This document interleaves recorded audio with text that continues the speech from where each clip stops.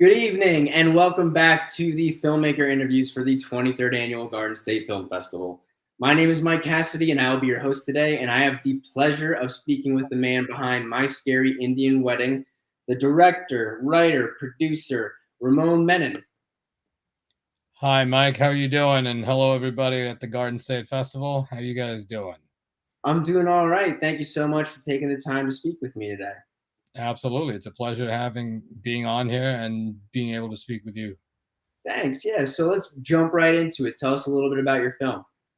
So my movie is called My Scary Indian Wedding, as you can see from the graphic. Um, it's about a cursed Indian bridesmaid that is forced to track down and marry her soulmate in order to escape the wrath of a malevolent demon called the Munglik. Yes. It and it's all set during her best friend's wedding. We love a good wedding film, so we just thought let's throw some demons in there as well. So it's kind of my best way of putting it. It's like It Follows in The Ring with a whole bunch of brown people at a wedding. Gotcha. Okay, so what was the inspiration behind this film? Yeah, when I was growing up, my mother took me to my cousin's friend's wedding. Like I was very young, and we showed up early, which is very rare for Indian people to do in the first place. We're chronically late. But it was 6:30 in the morning, which is a ridiculous time to have a wedding anyway.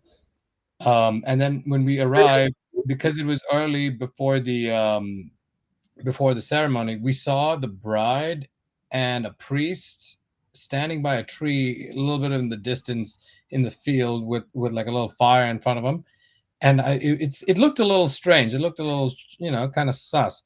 And I asked my mother, "What's going on over there?" And then she's like, "You see that bride? She's a Munglik." And I'm like, "What is that?" She's like, "A Munglik is a person who's born under a certain day, under a certain time, astrologically. They are cursed and they're called a Munglik. And it's apparently if when they marry someone, whether it could be a guy or a girl, but in this case it was a girl, they are they would bring bad luck to the groom and the groom's family. And the marriage is already doomed ahead of time. So in order to get rid of the curse, the girl was marrying a tree. It's just to pass the curse on to an inanimate object, and then they would be able to get rid of it, have a divorce with the tree, and then go marry the guy she was actually supposed to marry. And when I saw that, I was like, that is a fucking horror movie right there. She got married to the tree.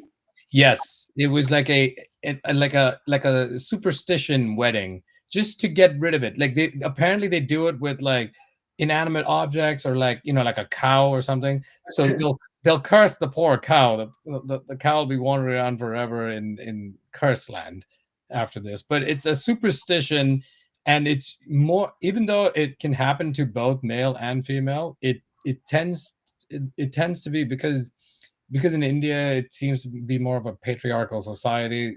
They kind of go against the women more when it comes to this superstition. So I thought, hey, I love the Curse movie. I like The Ring and It Follows and all of that stuff. So I thought, let's make a movie that's kind of in that vein. Yeah, I loved watching your film. I got a chance to do it earlier today. I think it's fantastic. Thank I spent most of it watching it like this because there were some very genuinely scary moments that came out of nowhere that I wasn't expecting. Thank you. No, I appreciate it. Like, most people, when we tell them the title and it's called My Scary Indian Wedding, they think it's probably like some cozy, cuddly horror comedy. I mean, there are some comedic elements here and there, but yeah, but most of the time they say, "Oh, this guy wasn't kidding. It's actually scary." Yeah, you could I'm say. glad it worked for you, Mike. Oh, totally. Yeah, I think if I can be the base, I think everybody who sees it at the festival will also be a little scared at least. I hope so. Yeah, I mean, otherwise I'd be like, "Oh, god damn it, we got to go try again now." Gotta go again. Yeah, see you next year. Yeah. So, what was the cast and crew? What was it like working with them, and how did you come across everybody? So the cast is made up of Misha Malani, who plays the lead girl Asha. Then it's Patrick Rutnam, a great actor who's also a very good friend of mine and has produced other movies with me. He plays Vikram, who's the groom, and Lexa Gluck plays their friend Mila, who is the bride. and just working with all of them was great. Like, it took a while to cast the character of Asha because we were trying to find that perfect blend of someone who is totally you can sympathize with, but also could take it to a level of where you don't know if this is playing in her mind or if it's actually happening to her. So we wanted someone who could play that fine line very well. And of course, Misha was fantastic. We actually cast found her through like an open casting call on Facebook of all things.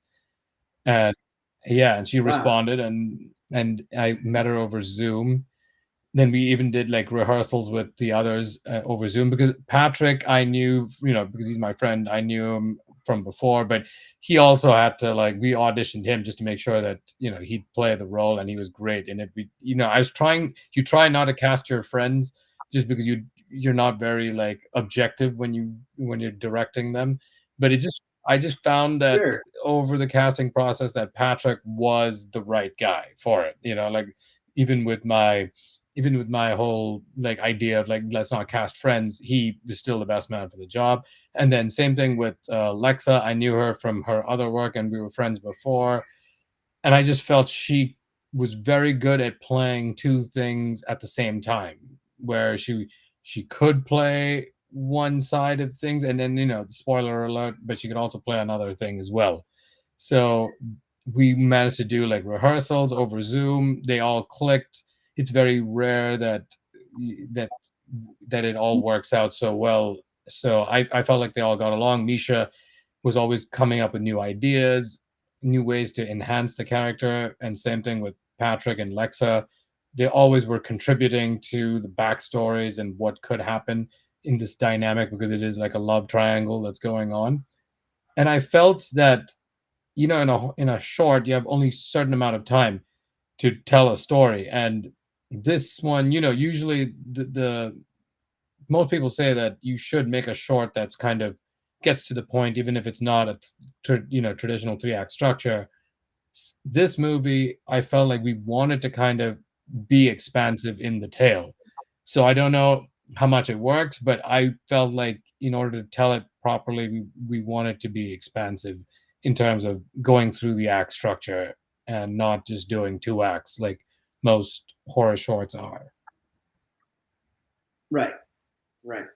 So why did you choose to submit it to the Garden State Film I mean, Festival? I've heard of the Garden State Film Festival for years now, and everybody who's been there has said it's a bash. Like, it's a great festival, great programming, and Right. everybody comes there. They're like film lovers who come to enjoy the festival.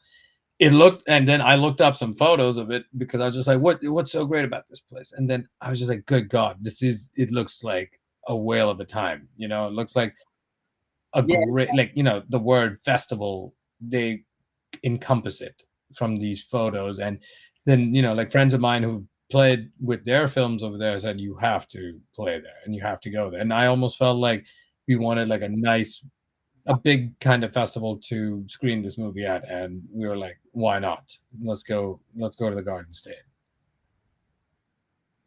Well, we're very lucky to have you. We appreciate your friends pushing you in that Oh, direction I'm to so come with glad. us. Yeah, it's awesome.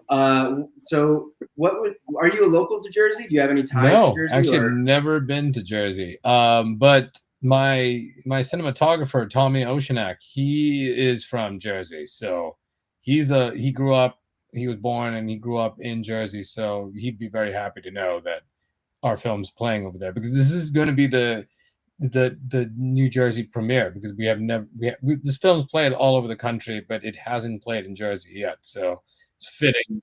It's fitting All that right. the cinematographer comes home. Right. Yeah. Well, it's an honor to be the first screening Oh, in no, thank Jersey. you and we're very lucky to be selected by you guys too. There's a lot of competition I can see from all the films that you guys get. Yeah, but yours is just as good as the rest of them, or even Thank better. you. I So will pay you your $10 for saying yeah, when you come to the festival, you can just in a handshake and 100%. everything. We'll stick it in. Awesome. So how long have you been? When did you know you wanted to be a filmmaker, and do you have any other projects that we could plug for you to Sure. our Yeah. I mean, viewers? I feel like I've always been interested in the idea of storytelling.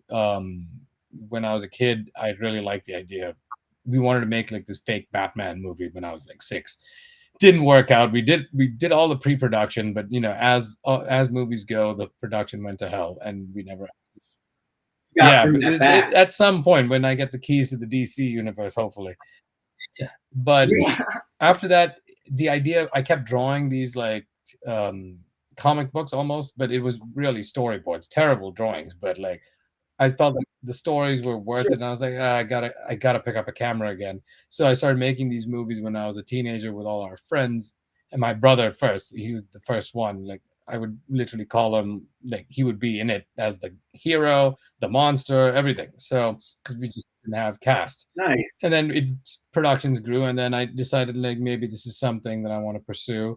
So I grew up in India, and then moved here during my college time, and then decided to stay ever since. Been working in films since then. Right now, if in terms of other projects, we're planning on turning this movie My Scary Indian Wedding into a feature, but it's a little bit of a bigger feature because of, say about an Indian wedding, it has to have a bigger, cast and stuff.